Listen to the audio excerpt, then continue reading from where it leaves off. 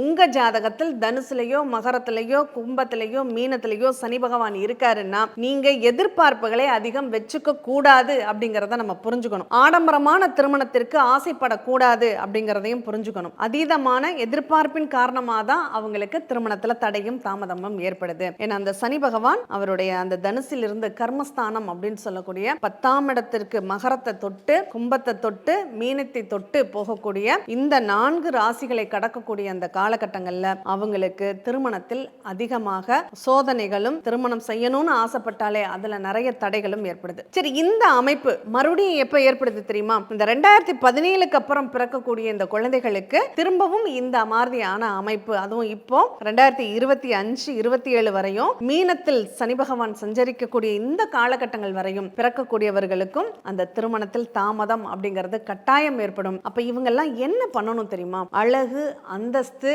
Status அப்படிங்கிற ஒரு நிகழ்வுகள்ல அவங்க கவனம் செலுத்தாமல் இருந்தாலே அவங்களுக்கு விரைவில் திருமண பாக்கியம் அப்படிங்கிறது நிச்சயமாக ஏற்பட்டுடும்.